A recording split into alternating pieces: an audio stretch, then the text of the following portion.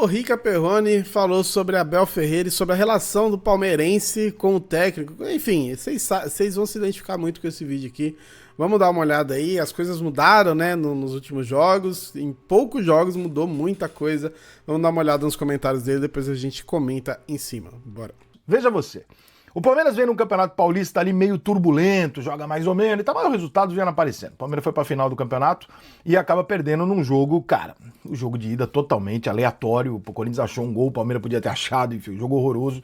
E aí o Corinthians foi campeão em cima do Palmeiras. Gente, tirando a paixão do lado, perder uma final pro Corinthians, como perder pro Palmeiras, é absolutamente normal. Você perdeu de 1-0. Não tem nada de anormal aqui. Você não tomou uma goleada nem nada. Meu São Paulo já tomou umas pauladas do Palmeiras de 3, 4-0 em final. Isso sim não pode. Agora, perder um jogo de 1-0, jogo de ida, 0-0 no segundo acontece. Mas o problema é que o Palmeiras não estava jogando bem. E aí o torcedor do Palmeiras implicou que, né, antes de começar o campeonato, o problema era o centroavante. Foi lá o Palmeiras e trouxe o centroavante. Aí agora o Palmeiras não sabe exatamente do que ele tá reclamando, mas ele tá reclamando, falou, pô, não tá funcionando, vamos reclamar então do treinador. O ciclo do Abel acabou. E realmente o Abel deu uma entrevista ali falando de ciclo, ficou uma coisa meio, será que o Abel tá afinzão? Será que o Abel não tá se despedindo? Será que acabou o ciclo e tal? E pode ser, porque uma hora vai acabar, não tem jeito, né? Nada é pra sempre no futebol, dificilmente algum time na história do futebol brasileiro venceu por mais de 5 anos, né? Então é natural. E aí começa o Campeonato Brasileiro, o Palmeiras empata com o Botafogo em casa e o Botafogo joga um bom jogo dentro do Allianz Parque. E isso assusta o palmeirense. Ele fala, puta, agora começou o Campeonato Brasileiro. O Campeonato Principal, pra valer. E o meu time não foi bem na estreia, temos o problema. E de lá pra cá, amigão, o Palmeiras meteu 3-2 no Sport Cristal fora, bateu no Sport Recife fora, bateu no Cerro Porteño em casa pela Libertadores, bateu no Corinthians 2-0, um baile de bola, bateu no Internacional invicto no ano lá e bateu o Fortaleza fora de casa. E aí você vai tentar encontrar uma justificativa aqui, que o futebol do Palmeiras ele vem crescendo, ele ainda oscila e tal. E aí tem uma justificativa aqui que faz o Abel ser o treinador que ele se tornou no futebol brasileiro. Eu gosto sempre de dizer isso porque às vezes as pessoas têm a impressão de que se foi buscar um grande treinador europeu. O Abel não estava nesse patamar, o Abel era treinador do PAOK, desconhecido, terceira prateleira, e o Palmeiras deu uma oportunidade para o Abel mostrar a qualidade dele. Então não há dívida de ninguém com ninguém aí, tá, cara? Essa história de o Palmeiras deve pro Abel, deve porra nenhuma. Quem abriu as portas pro Abel dirigir um clube grande na vida dele foi o Palmeiras. Então se hoje o Abel é um treinador de segunda prateleira europeia e de primeira prateleira na América do Sul, foi o Palmeiras que deu essa oportunidade para ele e ele fez a parte dele. Então não tem ninguém devendo porra nenhuma pra ninguém. Uma troca muito bem feita. Cara, o Abel encontrou a solução pra esse time do Palmeiras, onde pouquíssimos treinadores teriam coragem de executar. O que eu quero dizer com isso? Vários treinadores provavelmente teriam a ideia de falar, pô, mas e se eu jogar o Felipe Anderson pra direita?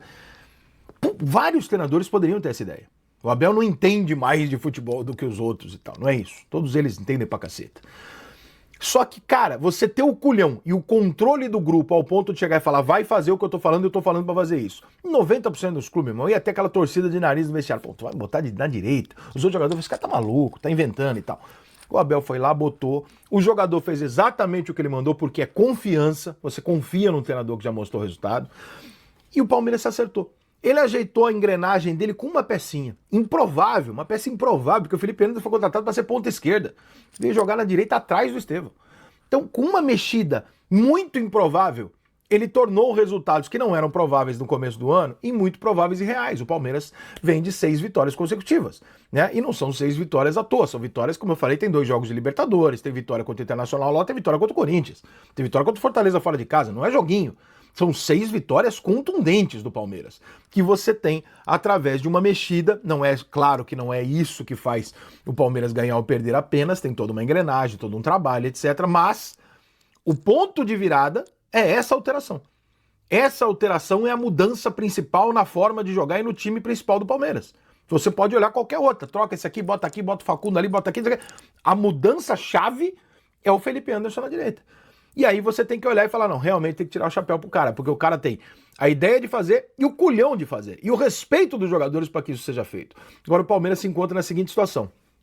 3 semanas atrás, o Palmeiras estava cheio de dúvida, reclamando, pensando se era melhor demitir o Abel, cobrando da Leila, cobrando. O Palmeiras não sabe nem o que ele tá cobrando, mas ele tá cobrando. Daqui a pouco ele tá cobrando da organizada no carnaval. O Palmeiras tá sempre reclamando. Italiano, né, meu? Minha família é italiana, não sei como é que é. Italiano tá sempre reclamando.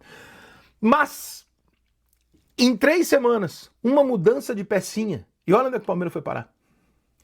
E é aí que você olha e fala, pô, realmente esse cara aqui é diferente, né? Não é à toa que eu vi essa semana aí o Filipão falando dele num podcast qualquer aí, eu vi um corte na internet do Filipão falando, pô, como jogador ele era muito fraco, né? Eu nem me lembro dele lateral na seleção de Portugal, mas realmente como treinador o cara é nota 10 e tal, porque realmente tem o culhão de fazer esse tipo de coisa, né, cara? Uma coisa é você inventar, outra coisa é você botar na prática, dizer que vai fazer os caras aceitarem o que você está dizendo e colher os resultados. São 3 processos, né, irmão? O primeiro é você ter a coragem, ter a ideia, o segundo é você ter a coragem de fazer, e o terceiro é você conseguir colher o resultado com o que você fez. Então o Abel tá de parabéns porque ele conseguiu mudar o Palmeiras, resolver um problema do Palmeiras crônico de uma maneira que ninguém esperava. E isso faz dele um treinador para receber o salário que ele recebe, para ter a moral que ele tem no Palmeiras, por causa de coisas como essa, né? De enfrentar até algumas cornetas aí exageradas da imprensa. Eu acho que o Abel é chato pra cacete, eu acho que o Abel é meio estúpido às vezes, tá tudo certo, é o jeito dele.